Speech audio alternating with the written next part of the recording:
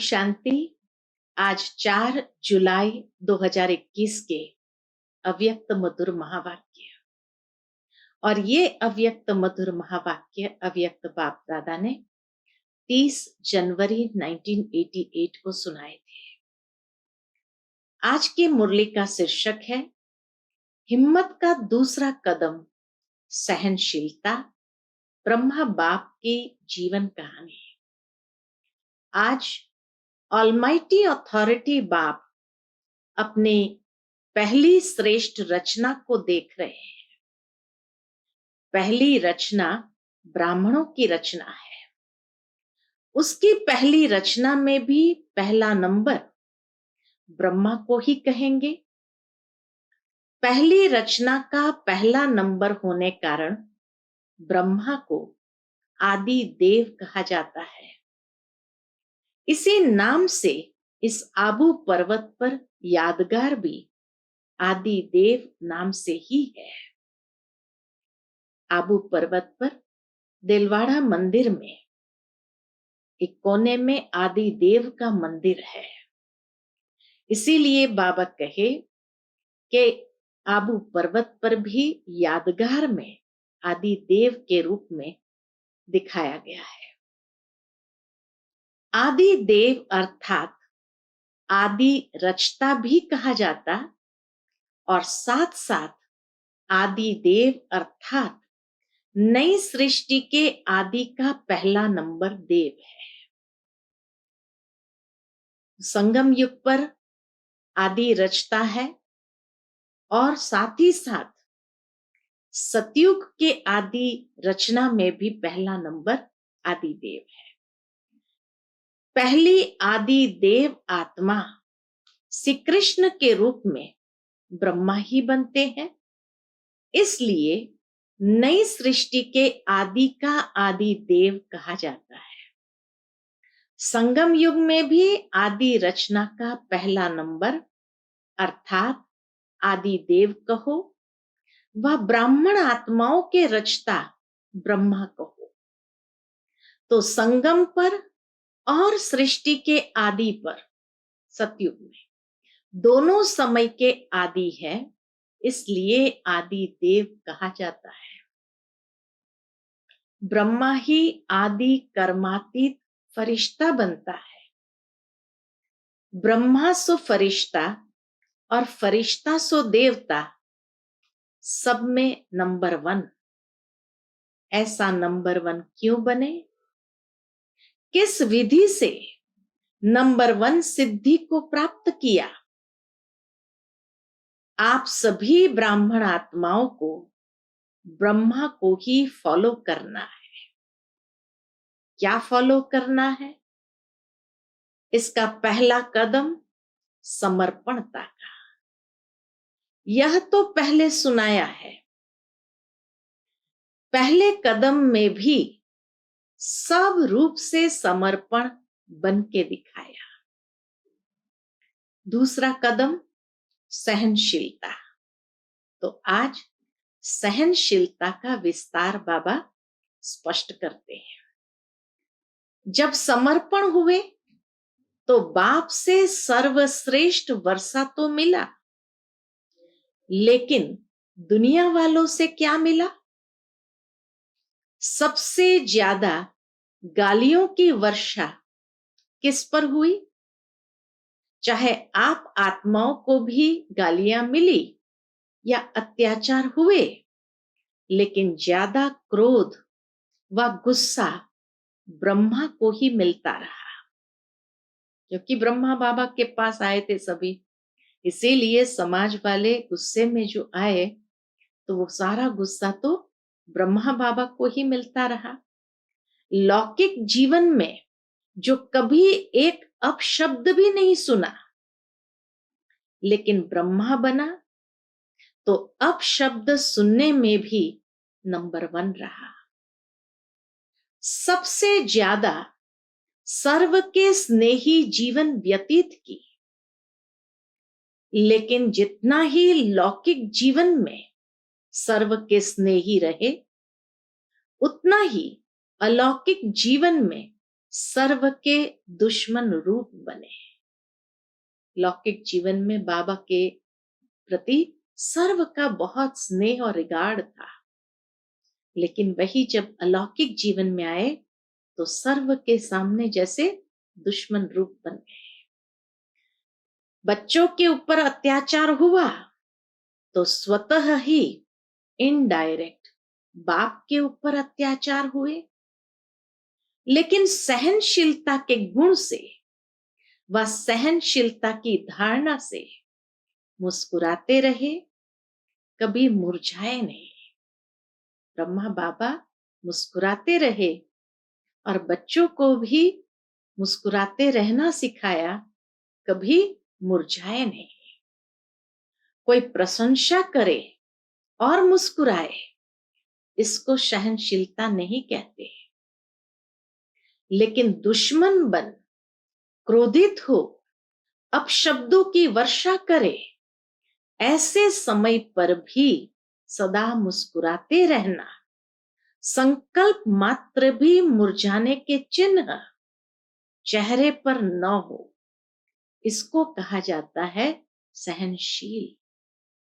तो ये ब्रह्मा बाबा के प्रैक्टिकल जीवन की धारणा थी कि कितने भी अपशब्द मिले, गालियां मिली, अनेक प्रकार के अत्याचार हुए, लेकिन संकल्प मात्र भी बाबा मुरझाए नहीं, सदा मुस्कुराता हुआ चेहरा।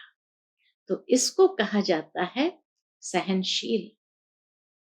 दुश्मन आत्मा को भी रहमदिल भावना से देखना, मुस्कुराते तो रहना, लेकिन उसके बावजूद कैसी भी दुश्मन आत्मा हो उसके प्रति शुभ भावना, रहम की भावना प्रवाहित करना, उसको दुश्मन नहीं समझना या रिटर्न में गालियां नहीं देना।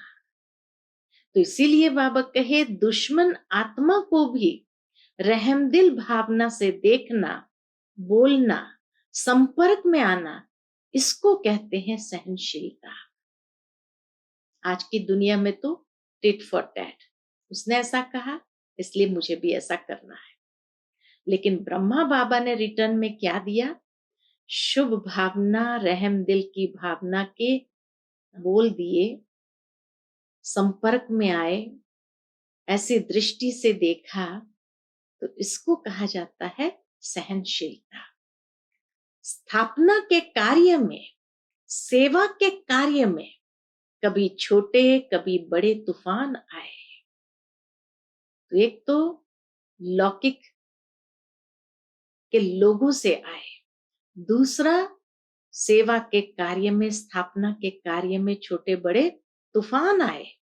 जैसे यादगार शास्त्रों में महावीर हनुमान के लिए दिखाते हैं कि इतना बड़ा पहाड़ क्या किया, इतना बड़ा पहाड़ भी हथेली पर एक गेंद के समान ले आया। ऐसे कितनी भी बड़ी पहाड़ समान समस्या हो, तूफान हो, विघ्न हो, लेकिन पहाड़ अर्थात बड़ी बात को छोटा सा खिलौना बनाए, खेल की रीति से सदा पार किया।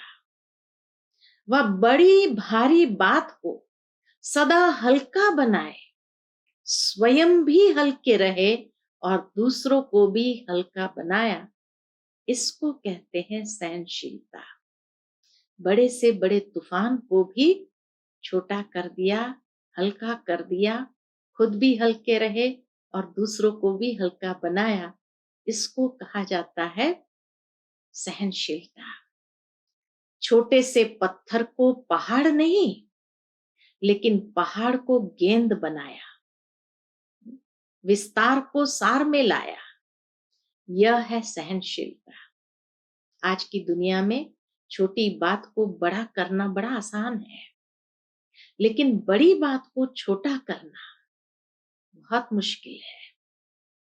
और इसी तरह बाबा ने विस्तार को सार में ले आया, जैसे कि कुछ हुआ ही नहीं है, इसको कहते हैं सहनशीलता। विघ्नों को समस्याओं को अपने मन में व दूसरों के आगे विस्तार करना अर्थात पहाड़ बनाना। लेकिन विस्तार में न जाए, नथिंग न्यू के फुल स्टॉप से बिंदी लगाए, बिंदी बन आगे बढ़े, इसको कहते हैं विस्तार को सार में लाना। जैसे कहते हैं ना, राई का पहाड़ बनाना या पहाड़ की राई बना देना। तो बाबा ने राई का पहाड़ नहीं बनाया, लेकिन पहाड़ की राई बना दी, अर्थात विस्तार को सार में ले आए।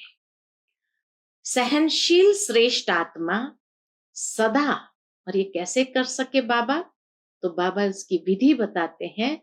तो सहनशील आत्मा ज्ञान योग की गहराई में स्थित है। ऐसे विस्तार को, समस्या को, विघ्नों को भी सार में ले आती है। ज्ञान योग की शक्ति ही सार में ले आती है, जैसे ब्रह्मा बाप ने किया। जैसे लंबा रास्ता पार करने में समय, शक्तियां समाप्त हो जाती है, अर्थात ज्यादा यूज होती है। ऐसे विस्तार है लंबा रास्ता पार करना। विस्तार को बाबा ने कहा लंबा रास्ता पार करना, और सार है शॉर्टकट रास्ता पार करना। पर दोनों ही करते हैं, पार दोनों ही करते हैं, लेकिन शॉर्टकट करने वाले समय और शक्तियों की बचत होने कारण निराश नहीं होते, दिल शिकस्त नहीं होते, सदा मौजों में मुस्कुराते पार करते हैं। तो समय और शक्तियां दोनों बच जाती, क्योंकि शॉर्टकट रास्ता है। जितना व्यक्ति विस्तार में जाता यानी लंबा रास्ता अपनाता, उतना थकावट ज्यादा होती है। लेकिन सार में आना माना शॉर्टकट रास्ता, तो उसमें समय और शक्तियों की बचत होती। उस कारण से बाबा कहे निराश नहीं होते, दिल शिकस्त नहीं होते, सदा मौज में मुस्कुराते पार करते हैं। इसको कहा जाता है सहनशीलता। ये सहनशीलता है, महसूस ही न होने दे जैसे कि बहुत बड़ी समस्या आ गई। सहनशीलता की शक्ति वाला कभी घबराएगा नहीं। क्या ऐसा भी होता है क्या?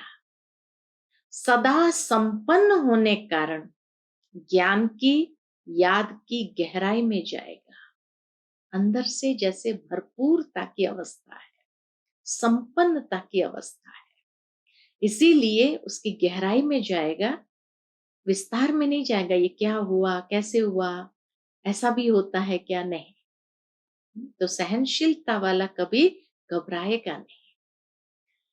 घबराने वाला कभी गहराई में नहीं जा सकता। जैसे स्विमिंग करते हैं ना, तो जो समुद्र में स्विम करने वाले होते हैं गहराई में जाते हैं, लेकिन घबराते नहीं है। जो घबराते हैं वो गहराई में नहीं जा सकते हैं। तो यही बात बाबा कहते हैं, ज्ञान योग की गहराई में बाबा जाते रहे, इसलिए घबराते नहीं थे। घबराने वाला कभी गहराई में नहीं जा सकता।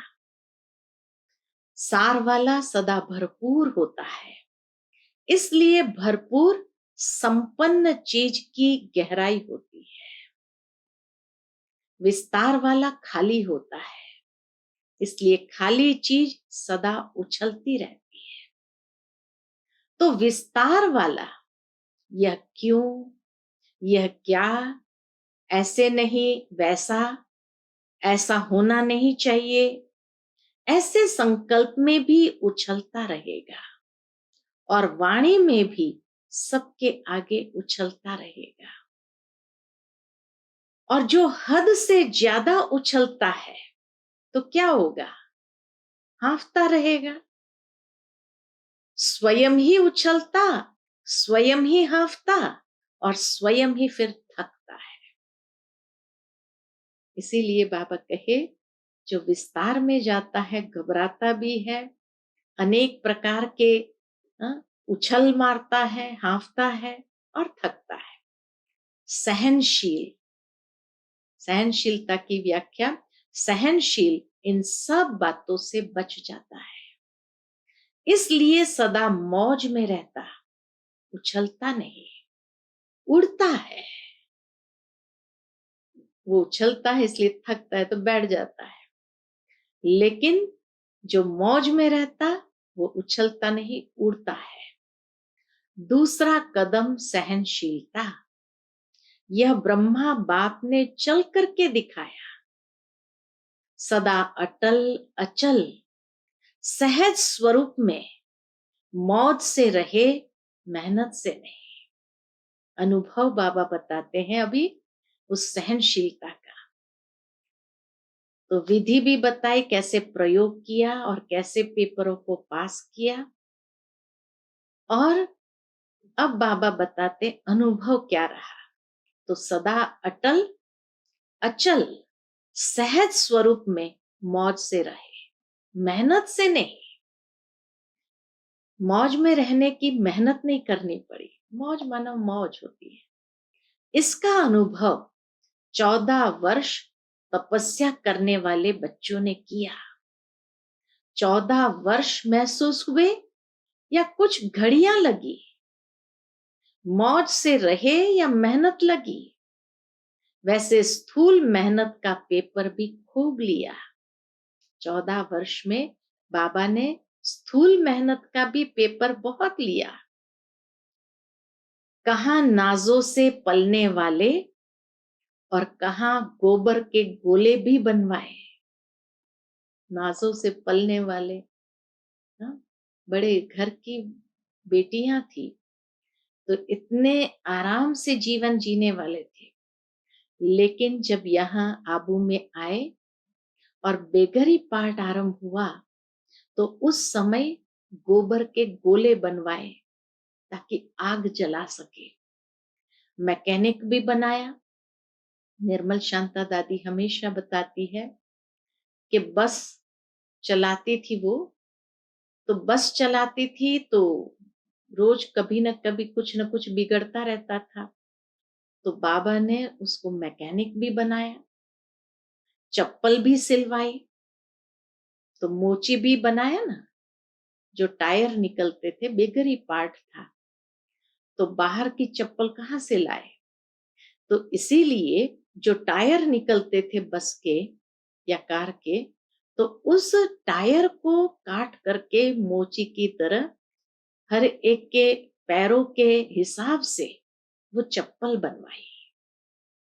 और बाबा ने भी वो चप्पल पहनी तो बच्चों ने भी पहनी। लेकिन निर्मल शांता दादी बताती है कि जब बाबा ने कहा ये टायर निकला तो दादी ने पूछा इसका क्या करे। बाबा ने कहा इसकी चप्पल बना दो। तो निर्मल शांता दादी ने कहा कि मैं मोची हूं क्या जो चप्पल बनाऊंगी। तो बाबा ने कहा भविष्य में क्या बनना चाहती हो, महाराजा महारानी बनना चाहती हो, क्या बनना चाहती हो। तो कहा मैं महाराजा महारानी बनना चाहती हूँ। तो बाबा ने कहा फिर 16 कला संपन्न बनना है। अगर मोची जितनी भी अक्ल नहीं होगी तो महारानी कैसे बनेगी। कहा उस समय हमें दिमाग में ये आता ही नहीं था कि मोची का और महारानी का क्या कनेक्शन होगा। लेकिन बाबा जब कहते थे कि मान लो कोई मोची आया तुम्हारे पास में कि भाई कैसे बनाना है, और तुम कहो मुझे तो आता ही नहीं है। 16 कला संपूर्ण, यानी हर चीज आनी चाहिए। तो इस तरह से बाबा ने कहा चप्पल भी सिलवाई, मोची भी बनाया ना, माली भी बनाया, लेकिन मेहनत लगी या मौज लगी, सब कुछ पार किया, लेकिन सदा मौजों की जीवन का अनुभव रहा। मौज वाली जीवन का अनुभव रहा, मेहनत वाली जीवन महसूस नहीं हुई। जो मूंझे वो भाग गए और जो मौज में रहे वह अनेकों को मौज की जीवन का अनुभव करा रहे हैं।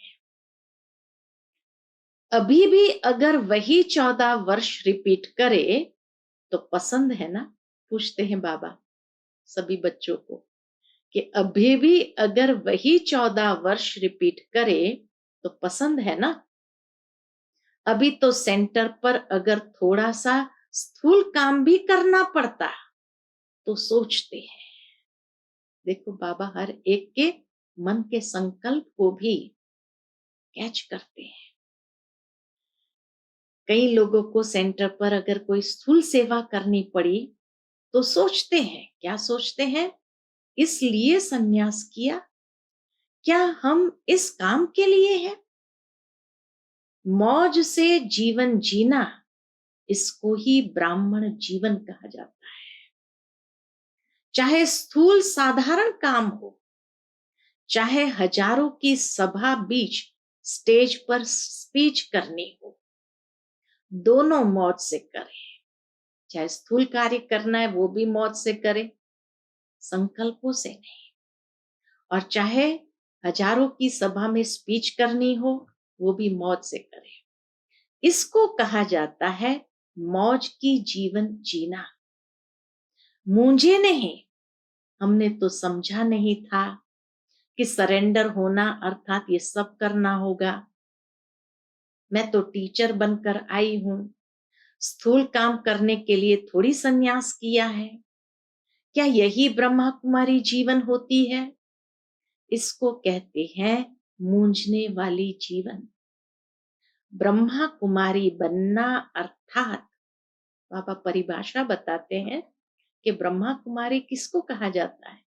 तो ब्रह्मा कुमारी बनना अर्थात दिल की मौज में रहना, न कि स्थूल मौजों में रहना।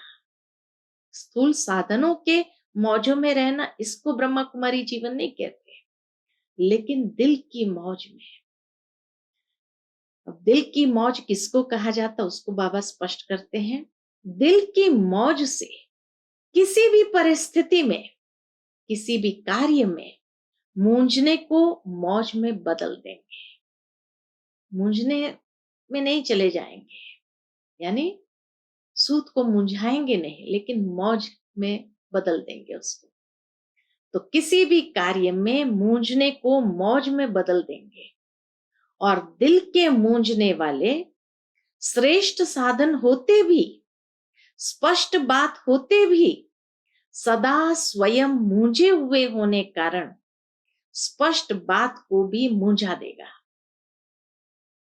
अच्छे साधन होते हुए भी साधनों से मौज नहीं ले सकेंगे। ये कैसे होगा, ऐसा नहीं ऐसा होगा, इसमें खुद भी मूंझेगा, दूसरों को भी मूंझा देगा। जैसे कहते हैं ना, कहावत है ना, सूत मूंझ जाता है तो मुश्किल ही सुधरता है। अच्छी बात में भी मूंझेगा तो घबराने वाली बात में भी मूंझेगा, क्योंकि वृत्ति मूंझी हुई है। तो अच्छी बात हो या घबराने वाली बात, दोनों में ही मूंझेगा। क्यों? क्योंकि उसकी वृत्ति मूंझी हुई है, मन मूंझा हुआ है। तो स्वतः ही वृत्ति का प्रभाव दृष्टि पर, और दृष्टि के कारण सृष्टि भी मूंझी हुई दिखाई देगी। उसकी वृत्ति मूंझी हुई, इसलिए दृष्टि भी जो देखेगा उसमें भी मूंझने का ही अनुभव करेगा, वही दिखाई देगा। और उसकी अपनी कर्मों की सृष्टि भी मूंझी हुई दिखाई देगी। ब्रह्मा कुमारी जीवन अर्थात ब्रह्मा बाप समान मौज की जीवन, लेकिन इसका आधार है सहनशीलता।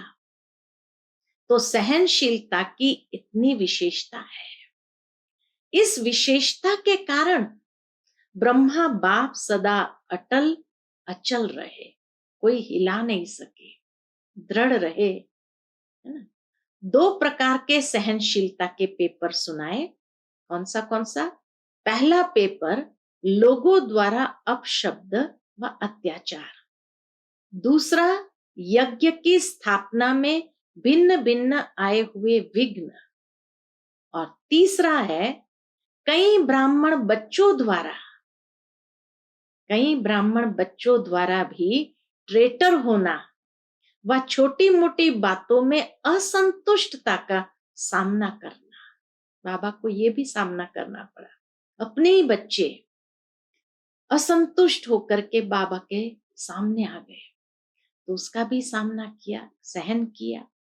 लेकिन इसमें भी सदा असंतुष्ट को संतुष्ट करने की भावना से, देखो बाबा की सहनशीलता, दूसरे बाहर से जो आए उसको तो सहन करना फिर भी आसान है, लेकिन जो अंदर से अपने ही बच्चों द्वारा असंतुष्टता जो व्यक्त की, फिर भी बाबा ने उसमें भी सदा असंतुष्ट को संतुष्ट करने की भावना से, परवश समझ सदा कल्याण की भावना से, सहनशीलता की साइलेंस पावर से हर एक को आगे बढ़ाया।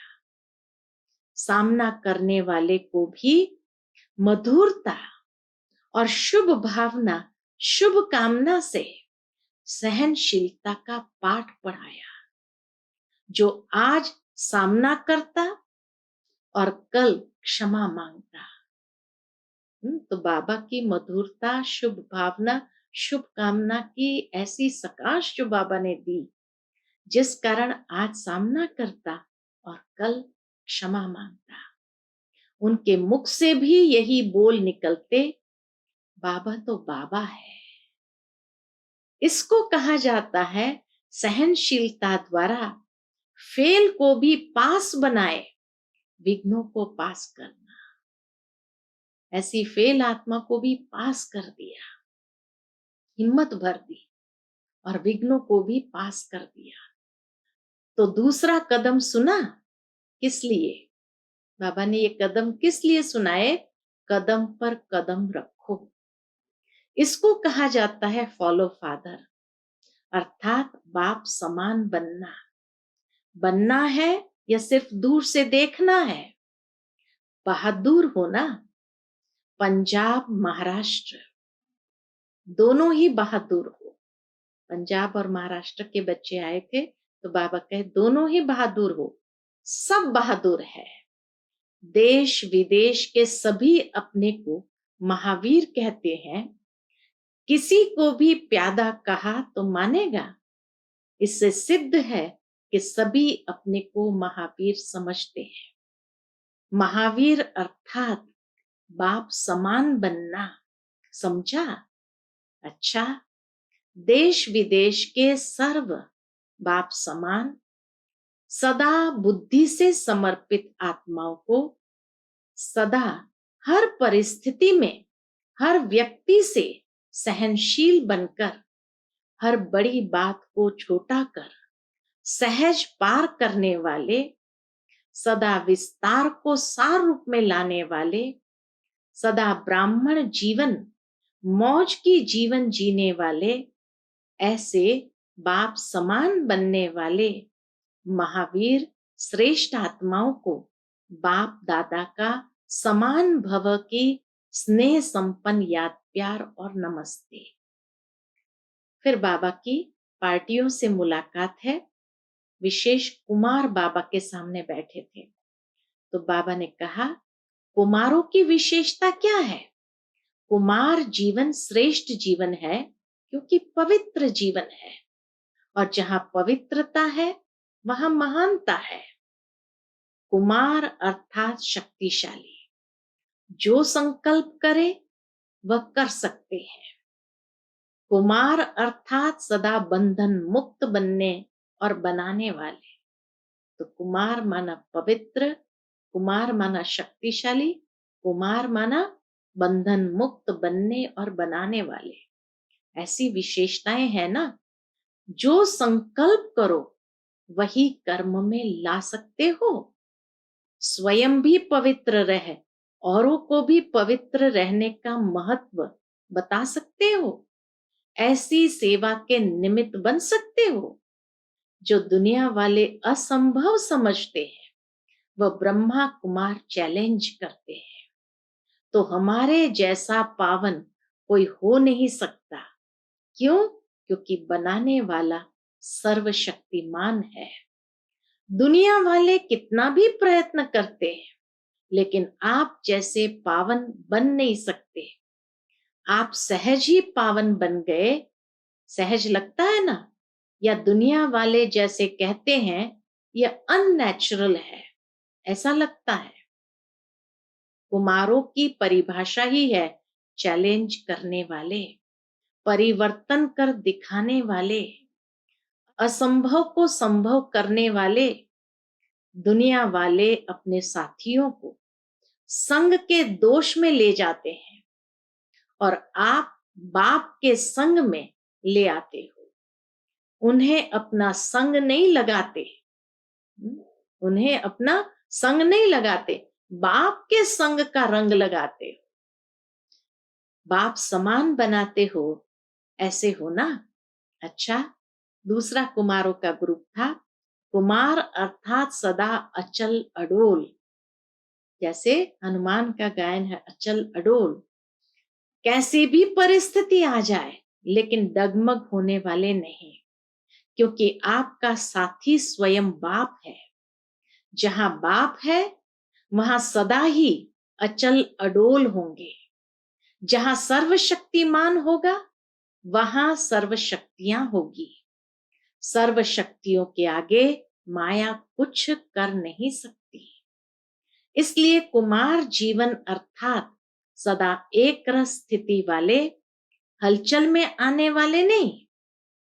जो हलचल में आता है वह अविनाशी राज्य भाग्य भी नहीं पा सकता। थोड़ा सा सुख मिल जाएगा लेकिन सदा का नहीं। इसलिए कुमार जीवन अर्थात सदा अचल, एक रस स्थिति में स्थित रहने वाले। तो एक रस स्थिति रहती है या दूसरे रसों में बुद्धि जाती है। सब रस एक बाप द्वारा अनुभव करने वाले, इसको कहते हैं एक रस अर्थात अचल अडोल। ऐसा एक रस स्थिति वाला बच्चा ही बाप को प्यारा लगता है। तो यही सदा याद रखना कि हम अचल अडोल आत्माएं एक रस स्थिति में रहने वाली है। फिर माताओं से बाबा ने कहा, माताओं के लिए बाप दादा ने सहज मार्ग कौन सा बताया है, जिससे सहज ही बाप की याद का अनुभव कर सको, मेहनत न करनी पड़े। याद को भी सहज बनाने का साधन क्या है? दिल से कहो मेरा बाबा। माताओं के लिए बाबा कितना सहज कर देता। दिल से कहो मेरा बाबा। जहां मेरा कहते हो वहां सहज याद आती है। सारे दिन में जो मेरा है वही याद आता है ना। कोई भी मेरा हो, चाहे व्यक्ति चाहे वस्तु, जहां मेरापन होगा वही याद आएगा। ऐसे यदि बाप को मेरा कहते हो, मेरा समझते हो, तो बाप ही याद आएगा। तो बाप को याद करने का सहज तरीका है, दिल से कहो मेरा बाबा। सिर्फ मुख से मेरा मेरा नहीं करना, अधिकार से कहना। यही सहज पुरुषार्थ कर आगे बढ़ते चलो। सदा ही इस विधि से सहज योगी बनो। मेरा कहो और बाप के खजानों के मालिक बनो। बस इतनी सहज विधि है। दूसरा माताओं का ग्रुप था।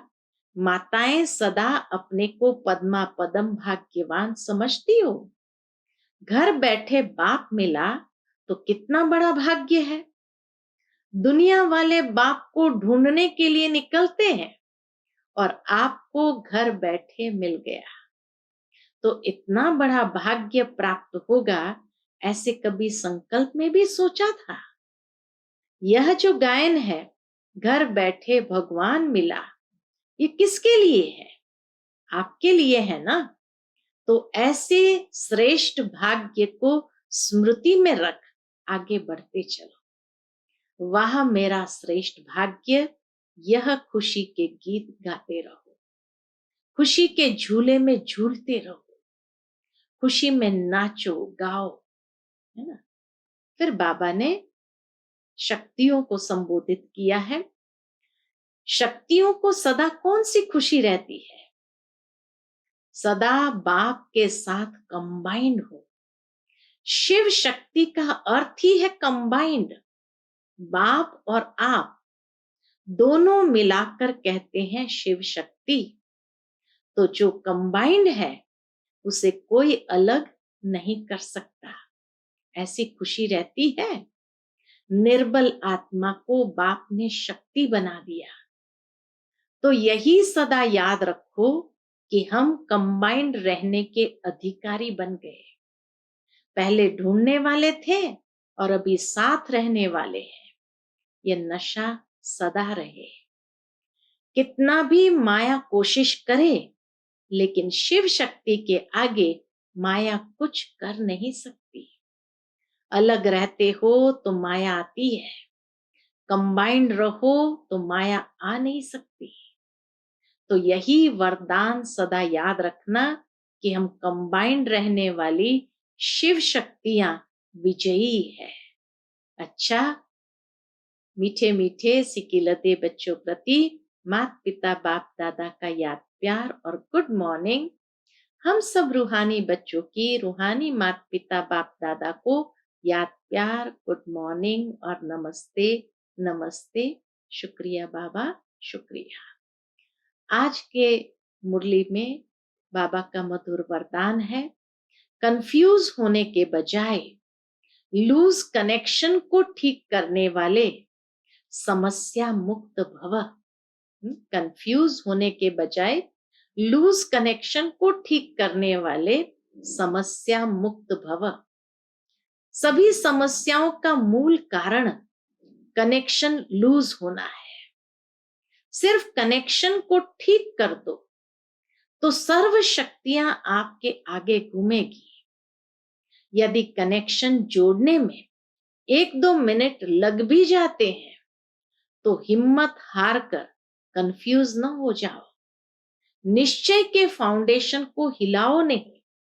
मैं बाबा का, बाबा मेरा, इस आधार से फाउंडेशन को पक्का करो तो समस्या मुक्त बन जाएंगे।